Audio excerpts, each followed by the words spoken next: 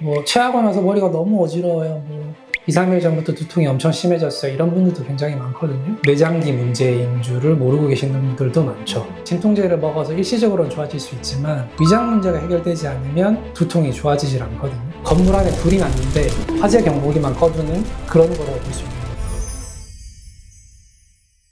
원장님 안녕하세요. 예, 안녕하세요. 자기소개 한번 부탁드리겠습니다. 네, 저는 서초바른한의원에서 위장질환과 두통이나 어지럼증 같은 자율신경 질환들을 중점적으로 보고 있는 한의사입니다. 여기 보니까 남부터미널이랑 바로 가깝게 있던데. 네, 맞습니다. 남부터미널 역에서 가깝죠. 남부터미널 근처에 있는 서초바른한의원. 네. 네, 이 정도는 알고 가시면 좋지 않을까 생각이 듭니다. 네. 드디어 유튜브를 하기 시작했습니다. 주변에서 오는 권유가 있었었나요? 주변 원장님들 권유도 좀 있었고 제가 보는 질환에 대해서 쉽게 설명드리면 좋을 것 같다라는 생각이 들어서 시작하게 됐습니다. 혹시 소화기나 두통 쪽으로 네. 전문의로 이렇게 특화를 시킨 이유가 있으세요? 그러니까 제가 그걸 알아봐서 그 고통을 잘 알거든요. 저도 대학교 때부터 그 위장질환이나 편두통을 알았었거든요. 근데 그런 것들을 한약이나 침치료로 좋아진 경험이 있었고 이쪽에 관심이 많다 보니까 이쪽으로 연구를 많이 하고 또 실제로 효과들도 많이 보다 보니까 이 진료를 하게 된 것 같습니다. 대학교 다닐 때 어떤 두통이 어떻게 되는지 좀 여쭤봐도 될까요? 지금 생각하면 저희 표현으로는 식적 두통 이런 식으로 표현을 하는데 그러니까 위장과 관련된 두통이었어요. 저도 당시에도 뭐 두통약을 먹어봤었고 또 속이 너무 안 좋으니까 내시경 같은 것들도 받아보고 했는데 결국에는 이게 뭐 한 달, 두 달 계속 반복이 되니까 연구도 많이 하고 공부도 하다 보니까 이제 방법을 알게 된 거죠. 당시에 제가 알게 된 건 소화기랑 두통이 엄청 밀접한 관련이 있구나. 장부 기능이랑 두통도 엄청 관련이 많구나 라는 걸 알게 된 거죠. 그러면 네. 한의학 쪽으로 네. 뇌랑 소화기가 어떤 연결이 돼 있는지 좀 얘기를 좀 좋을 것 같아요. 요즘 연구에서도 보면 뇌랑 위장은 미주신경이라는 신경으로 직접적으로 연결이 되어 있고 위장관에 있는 그 미생물군의 다양한 대사 물질들이 뇌에도 영향을 미치고 또 스트레스를 받아서 뇌가 교란이 되면 또 그게 위장관에도 영향을 주고 굉장히 밀접한 거죠. 머리가 아픈 이유 중에서 가장 큰 게 체했을 때라고 얘기를 하더라고요. 네네. 맞는 말인가요? 네, 실제로 환자분들 뵈면 본인이 알고 계시는 분들도 많아요. 내가 소화가 안 될 때 두통이 생긴다? 내가 위장질환을 앓은 지가 꽤 오래됐는데 그 이후부터 머리가 맑지가 않다. 이런 분들 굉장히 많거든요. 한의원에서 체크를 해봤을 때 장부 문제가 있어서 그것 때문에 두통이 있는 분들도 있고 다양한 것 같습니다.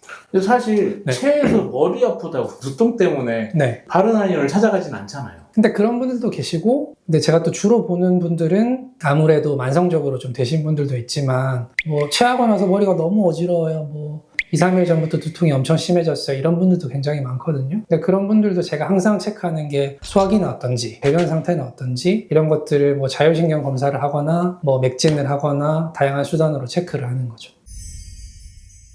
제가 네. 주말 같은 때는 이제 쉬려고 네. 이제 아침에도 살짝 늦게 일어나지만 식사를 하고 나서 또 포만감이 생겨서 네. 밥 먹고 바로 잡니다. 네. TV를 보다가 정말 안 좋죠. 소파나 이런 데서 네. 네. 딱 자다가 중간에 깨면은 머리가 너무 아픈 거예요. 네. 그것도 비슷한 건가요? 네, 맞아요. 결국에는 위장 기능이 좋지가 않으면 소화를 시키는데 에너지나 혈류량이 엄청 많이 투입이 되거든요. 그렇게 되면 말초 쪽으로, 뭐 손발이나 머리 쪽으로 혈류가 제대로 되지 못하겠죠. 혈액순환이 제대로 되지 못하니까 그것 때문에 머리가 어지럽거나 두통이 생기거나 이럴 수가 있습니다. 소화기관이라는 거는 네.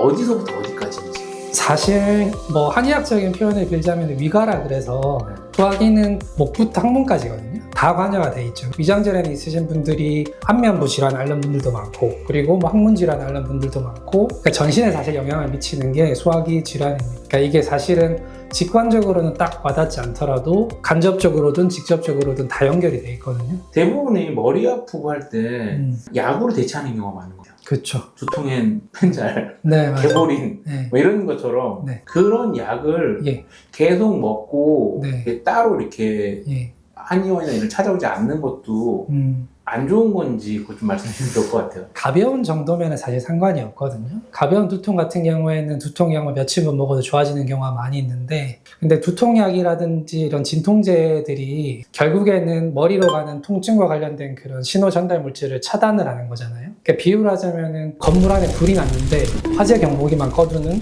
그런 거라고 볼 수 있는 거예요. 그러니까 내부의 원인은 그대로 있는데 겉으로 드러나는 두통만 못 느끼게 만드는 경우가 많거든요. 그러니까 예를 들어서 뭐 어떤 환자분이 소화기 문제 로 생긴 두통이다. 근데 그게 뭐 3개월, 4개월이 됐어요. 근데 이런 분들 같은 경우에는 진통제를 먹어서 일시적으로는 좋아질 수 있지만 위장 문제가 해결되지 않으면 두통이 좋아지질 않거든요. 그리고 또 그 약물 과용 두통이라고 해서 진통제라고 하는 것들이 오래 먹다 보면 뇌의 이런 통증 조절 시스템을 교란을 시키니까 나중에 되면 진통제를 같은 약을 먹었는데도 듣질 않거나 통증에 대한 민감도가 오히려 훨씬 더 커지거나 그러니까 그렇게 되면 오히려 치료가 더 힘들어지는 거죠. 두통이 너무 오랫동안 반복이 되고 또 그거 이외에 다른 뭐 소화기라든지 몸에 있는 다른 재반 증상들이 나타나면 그 좀 더 근본적으로 체크를 하실 필요가 있는 거죠. 단순적인 두통인지 아니면 소화기가 안 좋아서 하는 두통인지 자가 진단 이런 거 할 수 있는 방법이 혹시 있나요? 체했을 때 머리가 아프다? 아니면 밥 먹고 나면 내가 명치가 좀 걸린 듯한 느낌이 드는데 뭐 눈, 이마,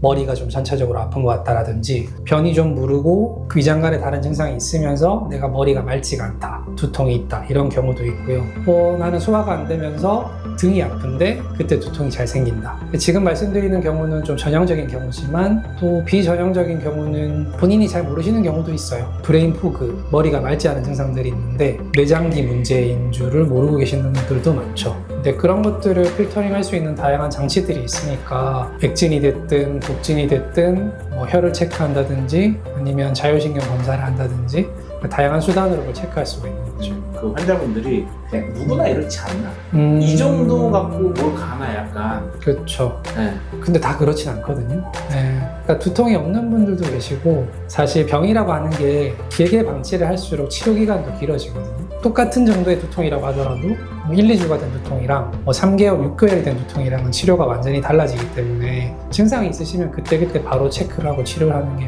훨씬 좋죠. 제가 약을 먹는 얘기 계속 했잖아요. 네네. 한의원에서도 머리 아프다고 오면 네.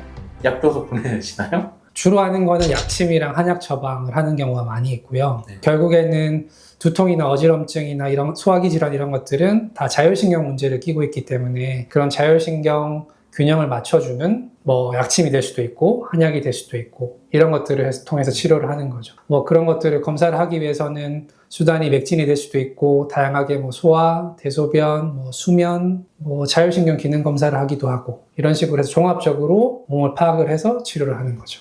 원장님 오늘 소화기관과 네. 뇌 쪽 관련돼서 이제 이야기를 해주셨는데 네. 마지막으로 한마디 해주신다면? 한의학이 장점이 있는 부분도 뭐냐면 예를 들어서 두통이 있다 그래서 두통만 보는 게 아니라 두통을 유발시키는 다양한 장부의 기능들을 파악을 하는 데 장점이 있거든요. 그래서 보다 근본적인 원인을 해결하는 쪽에 더 접근을 많이 한다는 거죠. 두통이나 어지럼증 같은 게 있을 때 며칠 있거나 1, 2주 있는 건 상관이 없지만 너무 반복이 되고 다양한 치료를 받았는데도 증상이 계속 지속이 되거나 아니면 검사를 했는데도 나는 별 문제가 없다고 하는데도 계속 증상이 지속이 된다. 그러면 기능적으로 접근을 해볼 필요가 있는 거거든요. 그러니까 사실 한의원에서 다루는 질환들이 검사상에 드러나지 않는 질환들이 굉장히 많아요. 나중에 설명드리겠지만 뭐 담적병이라든지 어혈이라든지 이런 것들이 사실 순환과 관련된 다양한 증후군인데 그런 것들은 검사로는 드러나지 않거든요. 그러니까 두통이나 어지럼증이 너무 반복이 되면 몸을 좀 전체적으로 살피는 관점이 필요하다. 그렇게 생각을 합니다. 쉽게 얘기하면 머리 아프고 반복되고 지속적으로 되면 여기 찾아오셨으면 좋겠습니다. 이게 열성인 거죠? 맞습니다. 네. 네. 하여튼 오늘 좋은 얘기 너무 감사합니다. 네, 감사합니다.